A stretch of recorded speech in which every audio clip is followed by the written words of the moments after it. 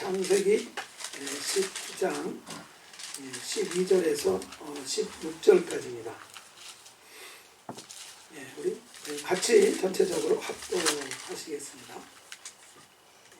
같이 읽겠습니다. 그 사람들이 롯에게 이르되 이 외에 내게 속한 자가 또 있느냐? 내 사위나 자녀나 성중에 내게 속한 자들을 다 성 밖으로 이끌어내라. 그들에 대한 부르짖음이 여호와 앞에 크므로 여호와께서 이곳을 멸하시려고 우리를 보내셨나니 우리가 멸하리라. 롯이 나가서 그 딸들과 결혼할 사위들에게 말하여 이르기를 여호와께서 이 성을 멸하실 터이니 너희는 일어나 이곳에서 떠나라 하되 그의 사위들은 농담으로 여겼더라. 동틀 때에 천사가 롯을 재촉하여 이르되 일어나 여기 있는 네 아내와 두 딸을 이끌어내라. 이 성의 죄악 중에 함께 멸망할까 하노라. 그러나 롯이 지체하매 그 사람이 롯의 손과 그 아내의 손과 두 딸의 손을 잡아 인도하여 성 밖에 두니 여호와께서 그에게 자비를 더하심이었더라. 아멘. 우리들의 그 시조는 각 성마다 어디 성씨, 저희는 경조편씨 이렇게 하듯이 자기 조상이 있는데 사실 사람들의 최고 조상은 이제 아담과 하와입니다. 그래서 우리 조상이 이제 육신적인 조상이 이제 아담과 하와로서 모든 인류가 사실 같은 조상을 이렇게 두고 있습니다. 그런데 이 믿음의 조상, 믿음의 시조는 아담과 하와로 이렇게 보지 않고 아브라함으로 보고 있습니다. 그래서 믿음의 조상 누굽니까? 아브라함입니다. 그래서 특별히 아담과 하와를 믿음의 조상이라 하지 않고 이 아브라함이라고 하는 그 이유를 개인적인 의견일 수도 있겠지만은 왜 그랬을까? 아담과 하와는 사실 신령한 사람으로 시작했다가 육체로 이렇게 뭐라 그래야 되나 전락한 후퇴한 그런 사람들이었습니다. 근데 아브라함 같은 경우는 육의 사람으로 시작해서 신령한 영의 사람으로까지 나아간 그 사람으로서 시초라고 이렇게 보여집니다. 아담과 하와가 타락한 이후 전부 다 육의 사람으로 태어나지 않습니까?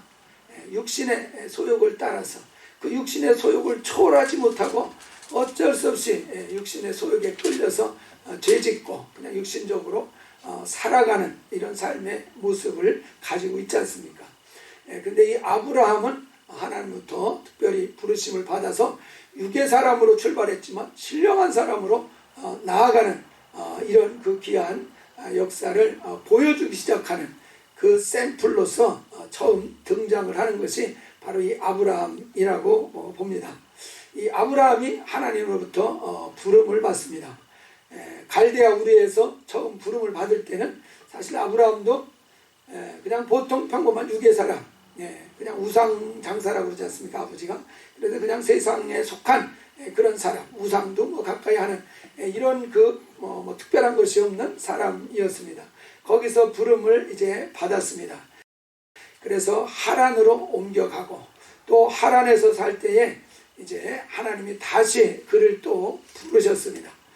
그래서 아브라함이 본토 친척 아비집을 떠나서 내가 지시할 땅으로 가라 이렇게 명령을 하셨을 때 어디로 가는지도 모르고 가라고 하니까 하나님이 좋은 곳으로 인도해 주시겠지, 나 죽을 곳으로 이끌어 가진 않으시겠지, 하나님에 대한 그분의 선하심에 대한 믿음을 가지고 출발을 했습니다.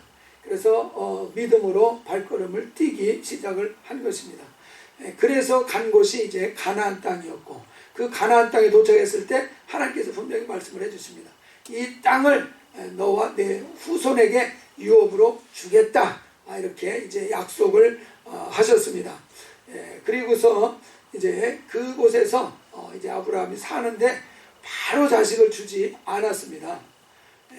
아브라함의 믿음을 이제 훈련을 시키는 거죠. 육적인 이 사람을 신령한 사람으로 이제 바꿔놓으려고 하니까 훈련을 시키기 위해서 금방 자녀를 주지 않습니다.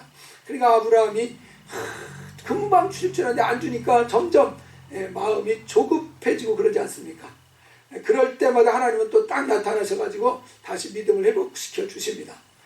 창세기 15장에서도 보면은 믿음이 다 떨어질 즈음에 하나님이 나타나셔서 너에게 반드시 내가 자식을 준다. 내 자녀가 하늘의 별 같고 바다의 모래같이 많을 것이다. 그렇게 얘기를 하니까 아브라함이 또 그 말을 순순하게 믿습니다. 자식도 없는데 그 말 하니까 야, 내 자식이 저렇게 많아질 모양이구나. 할렐루야, 감사합니다, 믿습니다 하고 이렇게 받아들였습니다. 그랬을 때 하나님은 그 아브라함의 믿음을 의로 여겨주셨습니다. 바로 이때 아브라함이 하나님으로부터 의롭다고 인정을 받는, 칭함을 받는 그런 그 역사가 일어났습니다. 그러나 여전히 삶의 모습은 의로운 삶의 모습을 보여주지 못하고 있습니다. 그 뒤에 하갈을 취해서 이스마엘을 낳기도 하고, 애굽으로 내려갔다가 또 여러 가지 어려움을 당하기도 하고, 그래서 온전한 믿음의 모습을 보여주지 못합니다. 그러다가 이제 100세가 돼서 드디어 이제 아들을 얻는 이런 그 역사가 일어났습니다. 이제 믿음이 본궤대로 이제 올라가기 시작하는 것입니다. 그리고 그 낳은 이삭이 소년이 되었을 때 하나님께서는 어떻게 보면 청천벽력 같은 얘기죠. 그 사랑하는 이삭, 그를 이제 내가 지시하는 산에 가서 번제로 드려라 하는 그런 그 명령이 떨어졌습니다. 이때 아브라함의 믿음은 분명히 충만했던 것 같습니다. 이의제기하지 않고 바로 그 다음날 3일길을 가서 모리아산에서 이삭을 번제로 드리라 하신 그 말씀을 순종하는 행동을 했습니다. 그랬을 때 하나님이 무엇을 말씀하십니까? 이자야 비로소 내가 나를 경외하는 줄 안다. 이렇게 인정을 하는 그런 말씀이 나오고 있습니다. 바로 그때 비로소 아브라함이 육적인 몸을 벗어서 이제는 신령한 사람으로 이제 진입을 하는 것이 증명이 되는 그런 순간이었습니다. 창세기 22장 16절 10절 보면은 내 아들 내 독자라도 아끼지 아니하였은즉 내가 내게 큰 복을 주고 내 씨가 크게 번성하여 하늘의 별과 같고 바닷가의 모래와 같게 하리니 내 씨가 그 대적의 성문을 차지하리라. 내 씨라는 것은 누구를 얘기하는지 아시죠? 예수 그리스도를 말합니다. 바로 신령한 사람이 되었을 때 그때부터 본격적으로 신령한 역사를 하는 것에 대해서 이 아브라함에게 가르쳐 주고 있습니다. 내 후손에서 이제 하나님의 씨가 태어날 것이다. 그리스도가 태어날 것이다. 그러면 내 대적 원수 마귀의 성문을 그 머리를 깨뜨리는 그런 승리하는 자녀가 나게 될 것이다. 놀라운 그 하나님의 약속을 거기에서 이제 받습니다. 그래서 그 씨로 말미암아 이제 천하 만민이 이제 복을 받게 되는 이런 역사가 일어난다 하는 것을 분명히 하나님의 이름을 두고 맹세하는 놀라운 축복을 거기서 얻었습니다. 그래서 이렇게 정말 육적인 아브라함 시작해서 신령한 사람으로 이제 진입을 하는 이런 그 역사가 아브라함에게서 나타났습니다. 오늘 읽은 이 본문은 아브라함이 99세 때 있었던 일로 보여집니다. 이 99세 때 이제 천사들이 와가지고 아브라함이 이제 아들이 있을 것에 대해서 얘기를 해주면서 더불어서 롯이 살고 있는 소돔 고모라 성이 심판을 받을 것에 대해서 아브라함에게 이야기를 했습니다. 그랬을 때 이 아브라함이 이 소돔 고모라가 멸망한다는 소식을 듣고서 기뻐했습니까? 슬퍼했습니까? 기뻐하지 않은 것 같습니다. 그때부터 이제 그 소돔 고모라를 놓고서 중보기도 하는 내용이 나오지 않습니까? 그곳에 만약에 의인이 살고 있다고 하면 그 의인도 같이 멸망시킬 수 있습니까? 그래서 의인을 악인과 함께 멸하려고 하십니까? 이렇게 이제 고백을 하는 거죠. 왜 이런 얘기를 하겠습니까? 그 성에 누가 살고 있어요? 조카 롯이 살고 있는 것입니다. 그러니까 롯을 건져내려고 하다 보니까 자기 롯은 그래도 하나님을 알지 않습니까? 그래도 하나님을 섬기는 자가 아닙니까? 그 하나님이 그 롯도 같이 이제 멸망을 시킬까봐 중보기도를 막 안타까운 마음으로 하는 것입니다. 그러면서 이제 10명의 의인만 있으면은 소돔성을 멸망시키지 않겠다는 그런 약속까지 이제 받습니다. 10명. 그러니까 이제 아브라함의 생각에는 롯이 그곳에서 사는 지가 오래됐으니까 10명은 전도했겠지. 10명은 전도했겠지. 자기 자식 또 아내 거기 기본적으로 4명이 있고 거기에 이제 자식의 이제 사위하면은 또 6명이고 뭐 이렇게 이후 전도해서 한 10명쯤은 만들어 놨겠지. 그랬는데 막상 소돔에 가보니까 의인 10명이 있습니까? 없습니다. 10명도 없습니다. 그 소돔성에서 피한 사람이 이 롯의 아내와 2 딸인데 그렇게 합쳐서 4명만 갓 피하기는 했는데 아내도 중간에 돌아보는 바람에 또 소돔 기둥이 되어서 제대로 구원을 받은 그곳에 들어가지 못합니다. 그러니까 이 소돔성에 의인이 몇 사람 있었다고 봐야 되겠습니까? 가까스로 합격한 사람이 3명밖에 없었다는 얘기입니다. 3명밖에. 구원받은 사람이 3명밖에 없으니까. 그래서 결국은 이 소돔성이 이 아브라함의 정말 간절한 이 중보기도에 정말 중보를 했음에도 불구하고 안타깝게 이제 멸망을 하는 그런 일이 이제 일어나고 있습니다. 이 멸망하기 전날 밤에 롯이 부지런히 전도합니다. 누구부터 전도합니까? 자기 사위들부터 전도를 합니다. 가장 그래도 믿어주리라 생각하고 그래도 가능성이 있는 사람 2 사위였습니다. 그래서 사위들에게 가서 야 여기 하나님이 심판한다. 빨리 이 성을 떠나야 된다. 떠나자. 같이 떠나자. 그러니까 이 사위들조차도 그 말을 순수하게 받아들이지 않습니다. 그래서 우리가 잘 아는 대로 그 사위들이 농담으로 여겼다 이렇게 말해서 농담. 이 농담이라는 단어가 이제 히브리어로 차하크라는 단어로 나오는데요. 비웃다 하는 뜻이 있습니다. 비웃다. 그리고 희롱하다 하는 뜻이 있습니다. 그냥 자기 장인 될 사람에게 저는 괜찮습니다 이런 정도가 아니라 아이고 장인 실성했나 저 양반이 왜 또 이상한 소리를 하나 하는 식으로 아주 비웃어버리고 장인을 희롱해버리는 무시하는 이런 정도로 얘기를 했다는 것입니다. 그러니까 가장 믿고 그래도 가능성이 있다고 생각하는 이 사위들조차도 이게 전도가 안 되니까 뭐 더 이상 전도할 길이 없던 것입니다. 그러니까 이 롯으로서는 이것저것 이제 착잡한 것이죠. 발길이 안 떨어지는 것입니다.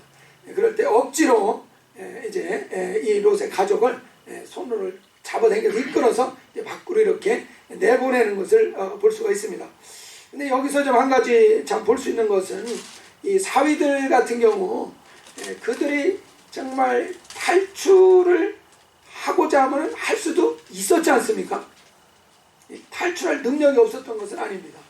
근데 그들은 자기들이 탈출할 필요가 없다고 이렇게 생각을 한 것입니다. 그래서 탈출을 안 한 것입니다.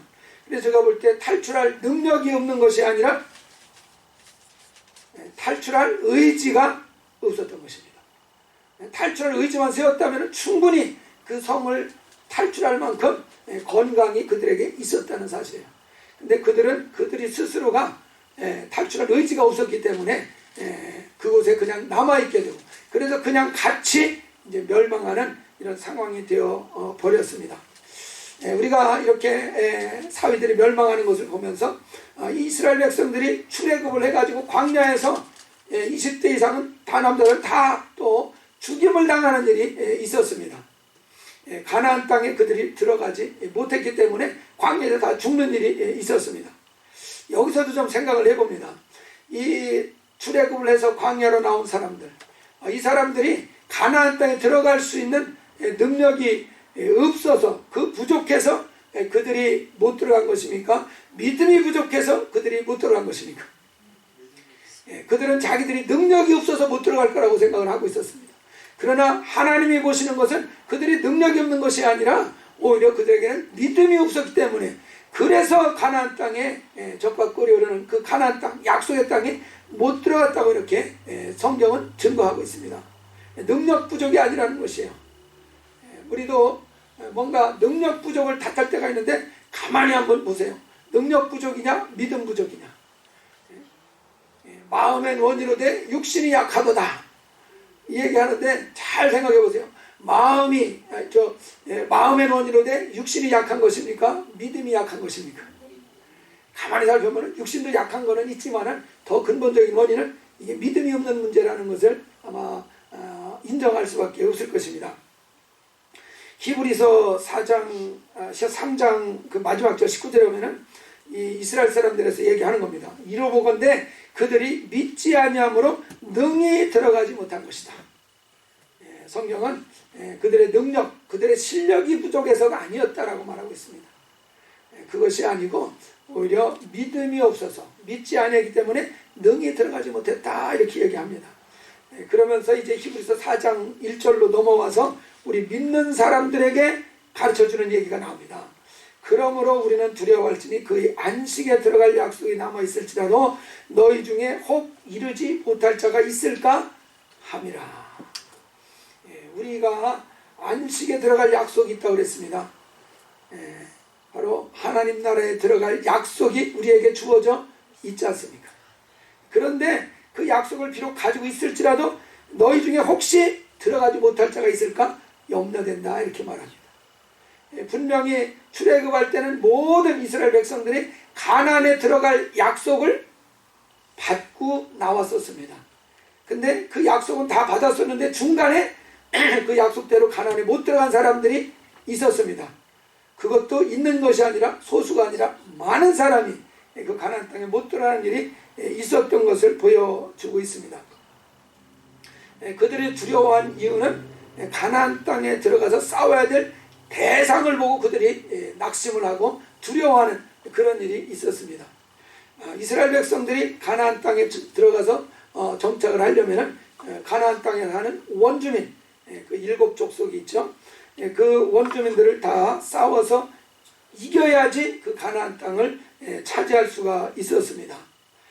근데 그 싸워야 될 그 원주민들을 보고서 낙심이 된 것입니다. 우리보다 세다 저 사람들. 우리보다 더 견고한 성을 가지고 있다. 야 저거는 도저히 안 되겠다. 그래서 그 자기가 싸워야 될 대상을 보고서 그냥 이길 수 없다 이렇게 생각을 했던 것입니다. 그런 차원에서 저는 생각을 해봅니다. 성도들이 약속을 받았는데 저 안식에 들어갈 약속을 받았는데 그 안식에 들어가기 위해서 우리가 싸워야 될 대상은 누가 있습니까? 우리가 그 안식에 들어가기 위해서 싸워서 이겨야 될 대상은 누굽니까? 할렐루야. 마귀라고도 나오고 나 자신이라고도 나오는데 두 개 다 맞습니다. 우리가 우리의 원수가 마귀라는 것을 잘 알고 있지 않습니까? 마귀들과 싸울지라 죄야 벗은 형제. 우리가 싸워야 될 대상이 분명히 마귀라는 것을 잘 알고 있습니다. 그래서 필요하면 정말 귀신도 쫓고 마귀도 쫓는 이런 그 기도를 우리가 하고 있습니다. 그런데 우리가 또 싸워야 될 대상을 성경은 분명히 더욱 구체적으로 가르쳐주고 있습니다. 히브리서 12장 4절에 보면은 너희가 뭐와 싸우됩니까? 죄와 싸우되. 너희가 죄와 싸우되 아직 피 흘리기까지는 대항하지 아니하고. 그래서 우리가 싸워야 될 그 적 대상 그것을 뭐라고 표현을 하냐면 죄라고 이렇게 얘기하는 것입니다. 우리 몸 밖에도 죄가 있을 수 있고 우리 몸 안에도 죄가 있을 수 있지 않습니까? 어쨌든 이 싸워야 될 대상을 죄라고 이렇게 얘기를 하고 있습니다. 그 이유는 다른 것이 아니겠죠. 사망이 쏘는 것은 죄요. 죄의 권능은 율법이라. 그래서 이 사망, 마귀 아닙니까? 마귀가 우리를 공격하고 우리를 틈타서 우리를 지배하고 다스리는 그 근거가 되는 것이 죄라고 얘기를 하고 있습니다. 그래서 우리가 죄를 이겨야지 마귀가 더 이상 우리를 쏘지 못하고 근본적으로 마귀를 이기게 된다는 사실을 가르쳐주고 있는 말씀입니다. 그래서 이 죄와 싸워야 되는데 여러분 죄와 싸워서 이길 수 있겠습니까?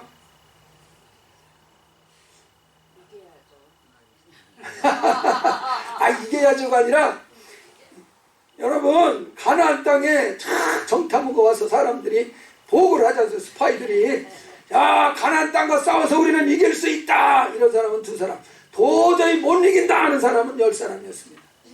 여러분의 싸워야 될 원수 죄와의 싸움에서 이길 수 있습니까? 아멘. 10명이요? 2명이요? 10명에 속했어요? 2명에 속했어요? 2명. 예, 아유 죄라고 어떻게 싸워서 이겨? 죄야 짓고 어떻게 살아? 나는 못 이겨. 이런 사람은 10사람에게 속한 사람이에요. 이 사람. 예, 분명히 싸움 대상은 가나안 원주민인데 우리에게 가나안 원주민은 이 죄라는 사실입니다. 예, 그리고 여호수아 갈렙은 이길 수 있다 이렇게 얘기를 했는데 예, 우리도 우리의 가나안 원수, 가나안의 정복해야 될 원수 바로 이 죄인데 이 죄에 대해서 못 이겨 하면 이거 광야에서 다 이제 죽는 겁니다. 그 사람들은. 분명히 우리가 죄와 싸워서 이길 수 있다는 이 믿음을 가지시기 바랍니다. 싸워서 못 이길 것처럼 생각되는 경우도 뭐 있을지 모르겠습니다. 실제로 그렇게 많이 생각을 했죠. 그러나 그렇게 생각하면은 10명의 정탐꾼입니다. 반드시 광야에서 망할 것입니다. 그러나 여호수아 갈렙같이 얼마든지 죄와 싸워서 이긴다, 이길 수 있다. 이것을 참 인정할 수 있는 이런 사람은 분명히 죄를 이기고 저 약속의 가나안 땅에 안식의 땅에 들어가게 될 것입니다. 여러분 죄와 싸워서 무엇으로 이기려합니까? 어떻게 이깁니까? 죄와 싸워서 이긴다고 그냥 배짱 내미는 거야? 무엇으로 이길 수 있습니까?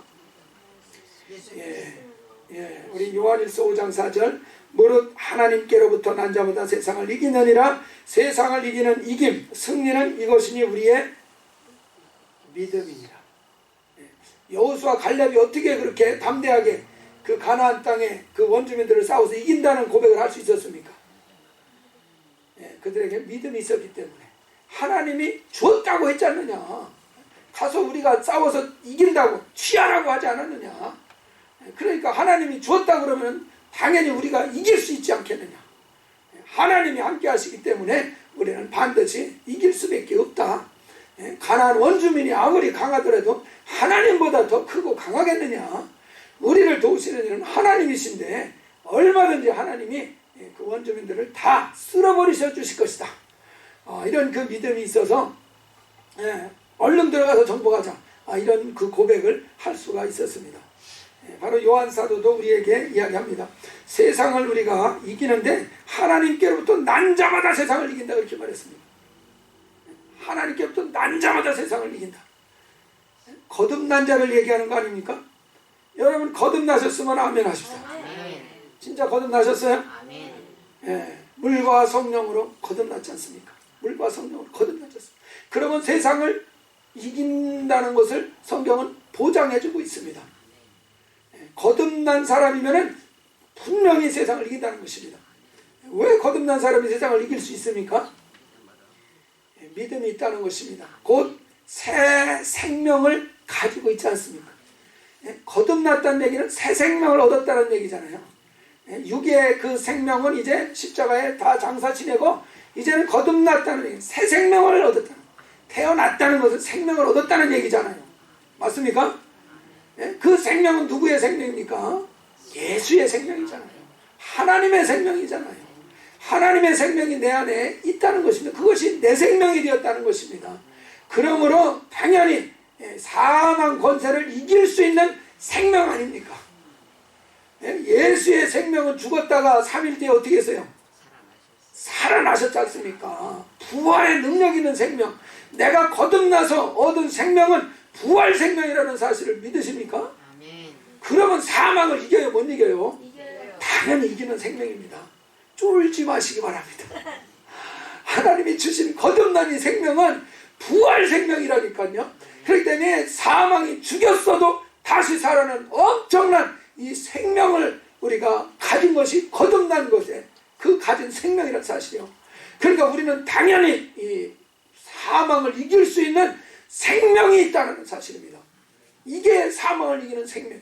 그래서 하나님께로 난 자마다 세상을 이긴다고 자신있게 요한이 가르쳐주고 있습니다. 내가 거듭난 생명, 예수의 생명이 있다. 이 생명은 부활 생명이다. 할렐루야. 이 사망을 떠나갈지어다. 이렇게 나가면 사망이 찍소리 못하고서 무릎 꿇지 않겠습니까? 예, 내 생명이 부활 생명이라는 것을 믿는 것, 이 부활 생명에 대한 믿음이 있으면 이 믿음으로 얼마든지 세상을 이길 수 있지 않습니까? 세상은 최고 능력이 죽이는 건데 죽여도 사는데 어떻게? 당연히 이길 수밖에 없는 거 아니겠습니까? 그래서 요한은 자신 있게 거듭난 사람 세상 이긴다. 믿음이 이긴다. 왜냐? 그들의 가진 거듭난 생명은 부활 생명이기 때문이라는 사실이에요. 부활 생명. 그래서 부활 생명을 가지고서 이긴다라는 것을 알기 때문에 요한 사도가 아주 자신 있게 담대하게 세상을 우리는 이긴다라는 것을 아주 장담을 아주 개런티를 하고 있습니다. 우리가 부활 생명이라는 것을 생각할 때 꼭 기억해야 될 것이 옛사람이 죽었다는 것도 기억을 하셔야 됩니다. 내가 죽었어야 다시 날 수 있는 거 아닙니까? 안 죽었으면 다시 날 수가 없잖아요. 일단은 죽어야 다시 나는 거 아니겠습니까? 근데 우리가 거듭났다는 얘기는 옛사람이 죽었다는 얘기가 살았다는 얘기예요. 죽었다는 얘기인 것입니다. 죽었으니까 다시 날 수가 있었던 거예요. 옛사람이 죽었다는 사실을 반드시 믿고 또한 인정하시기 바랍니다. 우리가 로마서 6장 6절에 보면 우리가 알거니와 우리 옛사람이 예수와 함께 십자가에 못 박힌 것은 예수와 함께 십자가에 못이 이미 박혀 버렸다. 과거로 얘기하고 있습니다. 그래서 우리가 물속에 들어가서 침례를 받는 것도 우리는 예수와 함께 장사 지내졌다. 이거를 인정하는 거 아닙니까? 그리고 다시 물속에서 나오는 거는 왜 나옵니까? 우리는 부활 생명으로 다시 살았다. 이거 아닙니까? 그래서 침례로 옛사람 장사 지내고 새 생명 부활 생명으로 살아났다.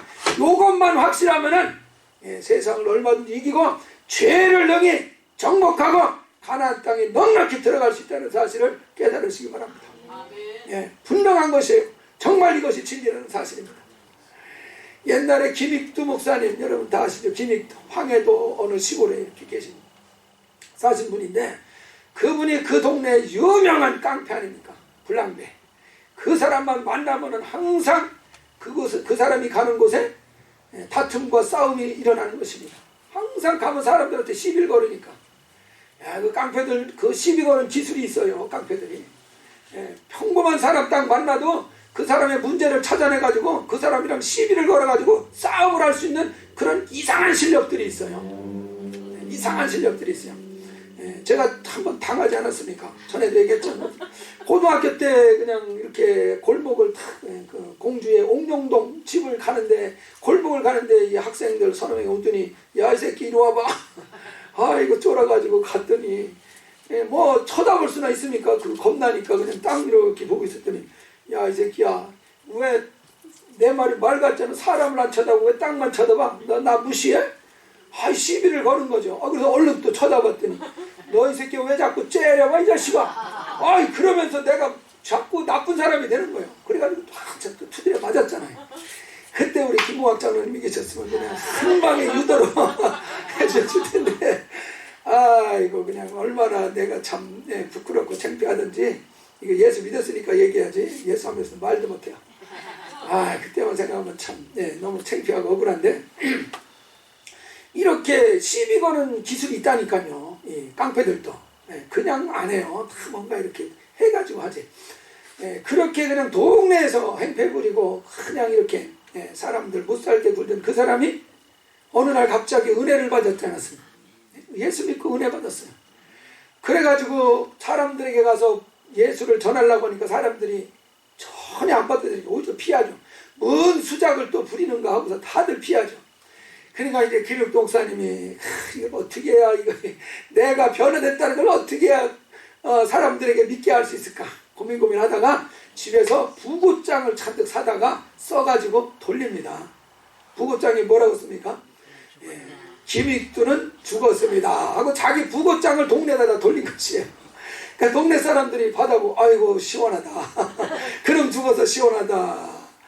그랬는데 보니까 돌아다니고 있거든요. 저놈이 또 왜 그러나. 진짜 죽었나 한번 시험해보자. 골목길을 갈 때 아시죠? 구정물을 확 갖다 부은 거죠. 그랬더니 김익두가 그전 같았으면 난리 났지요. 뼈도 못 추리죠. 그렇게 되면. 그때도 껄껄껄 웃으면서 김익두는 죽었다 그렇게 고백을 하지 않습니까? 예수님의 죽은 그 죽음이 바로 내 죽음이라는 것을 거기서 인정을 하는 겁니다. 그래서 예수께서 자기와 예수님 같이 죽었기 때문에 당신들 복 받은 줄 아시오 그렇게 이제 얘기한 거죠. 예수님 때문에 복 받은 줄 아시오. 그렇지 않으면 나한테 뼈도 못 치렸을 것이오. 그러면서 자기가 죽었다라는 것을 아주 확실하게 인정을 하고 나니까, 그러니까 옛날 성질이 그를 지배하지 못하는 역사가 나타난 것입니다. 여러분들 아직 옛날 성질 살았어요? 죽었어요? 기회가 되면 옛날 성질이 나와요? 안 나와요? 뭐 말을 못하는 거 보니까 다였어요. 짐작해요. 그거 여러분들 부고장을 좀 다 돌리시기 바랍니다. 나는 죽었습니다. 나는 죽었습니다. 그 확 올라오는 성질이 더 큽니까? 예수의 부활 생명이 더 큽니까? 그때 바로 나는 예수와 함께 못 박혀 죽었다 이거를 떠올리셔야 되는 겁니다.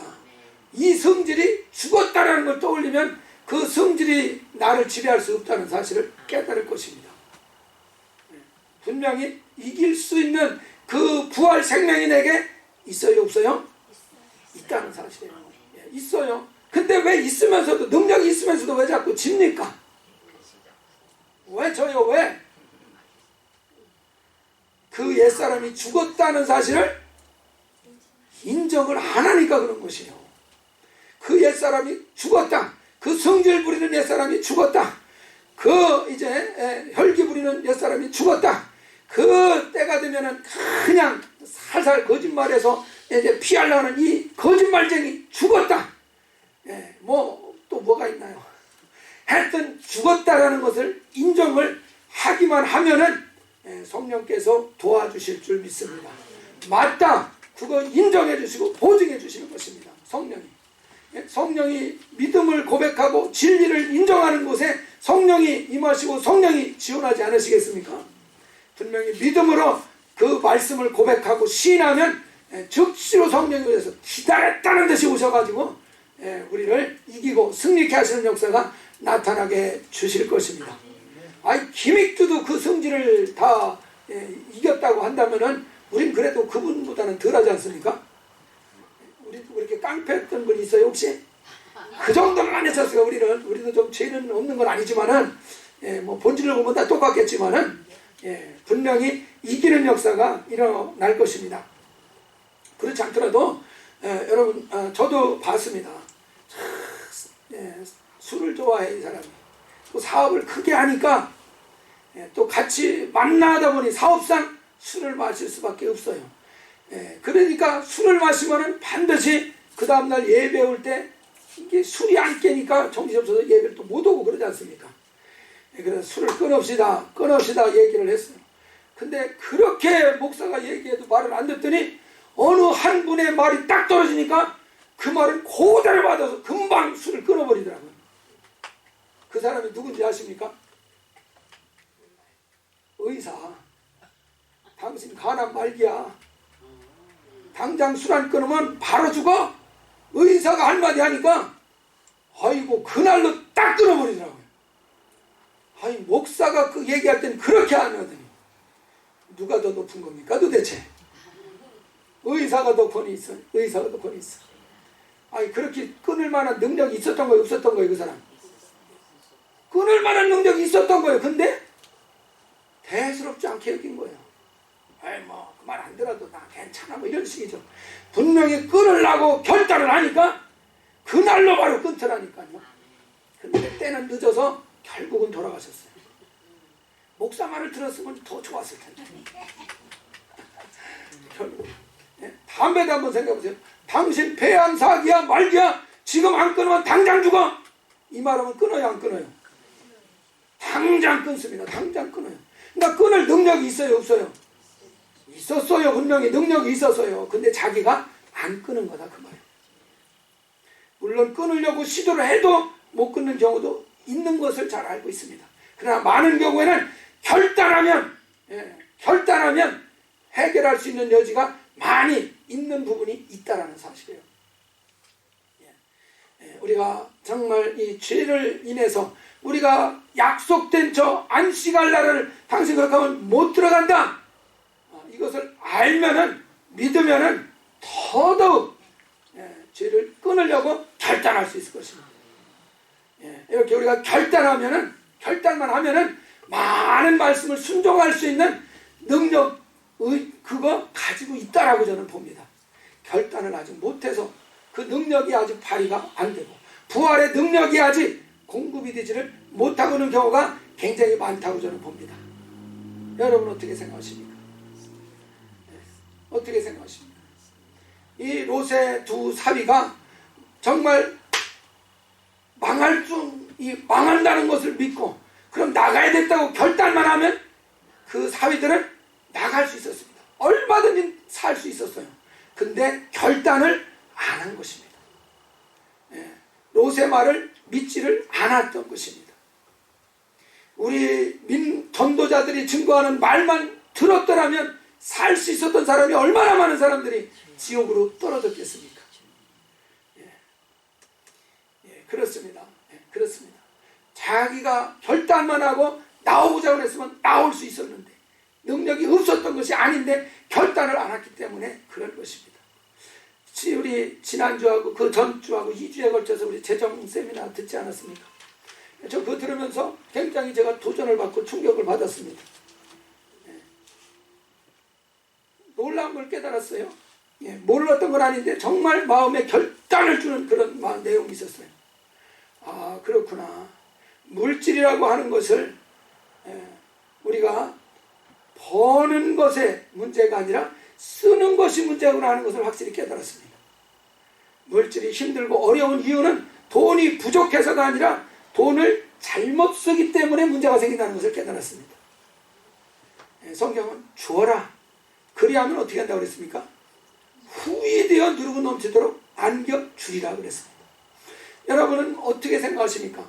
돈이 부족한 게 문제라고 생각하십니까? 아니면 내가 지금 현재 가지고 있는 돈을 하나님의 뜻대로 돈을 쓰지 못하기 때문에 문제라고 생각하십니까? 많은 사람들은 돈을 자기가 가지고 있는 게 부족한 게 문제라고 많은 사람 생각하는 것 같아요. 근데 재정세미나를 하면서 너무나 마음에 사무친 겁니다. 그것이 아니구나. 우리 교회도 재정이 넉넉하지가 않아서 고민을 하고 있는데 그것이 문제가 아니구나. 무엇이 문제입니까? 하나님의 뜻대로 사용을 않기 때문에 결핍이 생긴다는 사실을 발견한 것입니다. 아무것도 없는 분은 없을 것입니다. 정말 코로라도 하나님의 뜻대로 흘러보내기 시작하면, 하나님의 뜻대로 물질을 정말 지배하기 시작하면은, 지출하기 시작하면은 하나님은 채워주시는 일을 하실 줄 믿습니다. 아주 단순한 것인데 저는 너무나 귀한 것을 깨달았어요. 근데 저희 교회도 전에 이 약속한 것이 있었는데 그 약속을 못하고 있는 것이 있었어요. 그것을 깨달았습니다. 어쨌거나 저거나 빌려서 꼬서라도 그거부터 하자. 그 마음이 드는 겁니다. 그러면 풀리리라. 돈이 내게 손에 쥔 것이 부족한 것이 문제가 아니라는 사실을 믿으시기 바랍니다. 정말 있는 것 가지고 하나님의 뜻대로 그 물질을 한번 내놔 보시기 바랍니다. 하나님은 채우실 것입니다. 부족한 것 때문에 한탄하고 원망할 필요가 없습니다. 내가 하나님은 물질을 가진 것, 주신 것, 관리를 하나님의 뜻대로 못한 것 용서해 주시옵소서. 이제 하나님의 뜻대로 물질을 쓰겠습니다. 그리고 물질을 한번 써보시기 바랍니다. 하나님의 뜻이 이루어진 곳에, 그 나라와 그 일을 구한 곳에 반드시 하나님은 하나님의 방법으로 채울 것입니다. 두 랩돈 가진 과부가 있었습니다. 그거 요즘으로만 1불도 안 되는 돈입니다. 그것이 생활비의 전부였습니다. 그거 붙들고서 요거마저 없으면 나는 완전히 완전히 알거지야. 나는 완전히 알거지야. 그거 부들부들 떨고 있었다면 그는 진짜 점점 더 물질의 궁핍을 피할 길이 없었을 것입니다. 이 52랩돈 이것을 어떻게 하나님 뜻대로 쓸까 고민을 하다가 하나님의 전에 그것을 딱 드려버렸습니다. 근데 그것을 누가 보셨습니까?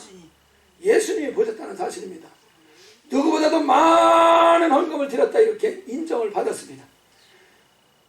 주님의 인정을 받았으면 그 삶이 곤고해지겠습니까? 하나님의 방법으로 채워졌겠습니까? 반드시 하나님이 넘치도록 그 삶을 채워줬을 것입니다. 예. 우리가 궁핍을 해결하는 길은 더 어디서 가져다가 채우는 것이 지혜가 아니라 오히려 있는 것을 하나님의 법대로 흘러보내는 것이 사실 우리가 사는 길이라는 것입니다. 이것이 믿음이 될 수 있기를 바랍니다. 반드시 재정에 하나님이 승리를 주시는 역사를 경험하게 될 것입니다. 우리 전도사님을 제가 이제 1년 동안 봐오지 않습니까? 그런 부분에서 뼈저리게 경험을 한 것을 봐요. 봐요. 절대로 그냥 한 것이 아니에요. 제 역사는 그냥 부탁한 것이 아니에요. 뭔가 있다는 걸 알았기 때문에 부탁을 드렸던 것이요. 잘 들었으면은 분명히 하나님이 놀라운 축복을 주셨을 텐데 난 모르겠어. 잘 들으셨는지 그냥 또 귀로 흘려보내셨는지 모르겠어. 다시 한번 기회를 만들어 드리겠습니다. 그래서 능력이 있습니다. 우리는 죄를 이기려고 하는 의지와 결단만 하면은 어느 정도는 이길 수 있습니다. 설사 우리 능력의 한계가 도달한다면 성령으로 지원해 주실 것입니다. 부활 생명이 있기 때문에 그렇습니다. 그래서 우리가 정말 결단하고 의지를 세워서 바로 멸망할 이 세상으로부터 탈출하시기 바랍니다. 이 멸망할 이 육체로부터 육의 그 속성으로부터 탈출하리라 결단하시고 하나님의 말씀을 그리스도 예수의 말씀을 붙들고 순종해 나아가시기 바랍니다. 성경은 내 원수를 사랑하라 주님 말씀하셨습니다. 제가 볼 때 이 말씀 어이구 어떻게 죽었다 깨나도 못해? 아닙니다. 죽으면 할 수 있습니다. 나는 죽었다 깨나도 못한다? 아니에요. 성경은 죽으면 할 수 있다고 그랬어요. 내가 죽지 않았기 때문에 그런 것입니다. 할 수 없다고 하는 이 생각이 안 죽었기 때문에 못하는 것입니다. 주님 명하신 말씀대로 나는 믿습니다. 내 원수 사랑하면은 정말 내가 너무 손해나고 억울한 것 같이 여겨질지라도 이것이 주의 말씀이고 이것이 생명의 말씀이고 이것이 나를 축복하는 말씀으로 믿습니다. 하고서 결단하고 하리라 하면은 사랑할 수 있을 줄 믿습니다. 원수라도 할 수 있을 줄 믿습니다. 정말 원수인 사람을 사랑하려고 결단하고 하나님의 말씀 순종해서 접근을 하면은 얼마나 하나님의 축복을 부어주시는지 여러분 아십니까?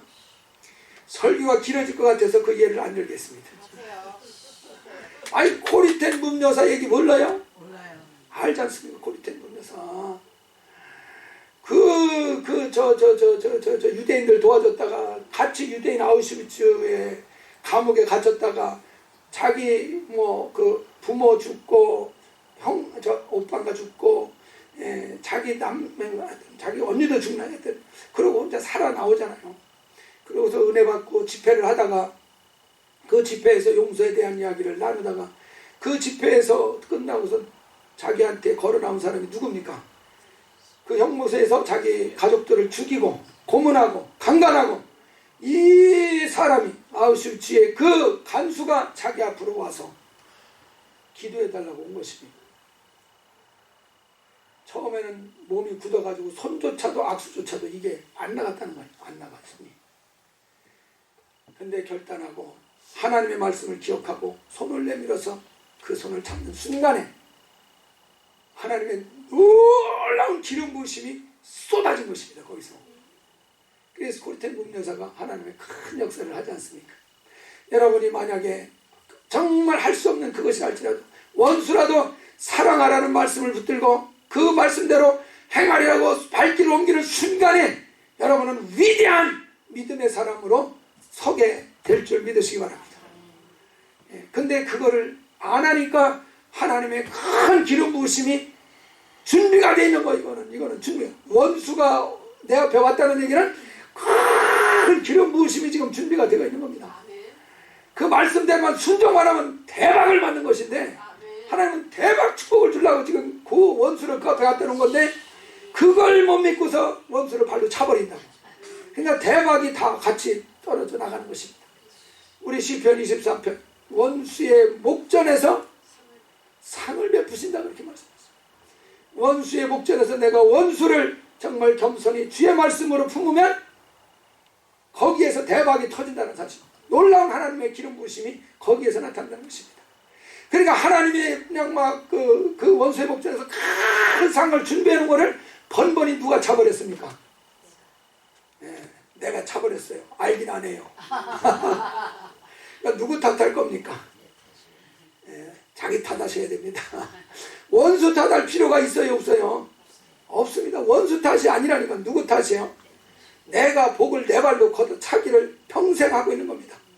그러니 하나님 아버지가 얼마나 답답하겠어요. 야 이놈아, 이게 너 상이야, 이게 너 축복이야, 너 축복받으라고 원수를 갖다 놨는데 그렇게 하나님 아버지 말을 믿고 이 롯의 사위 같은 놈들아, 롯의 사위 같은 놈들아, 하나님이 얼마나 탄식하겠습니까?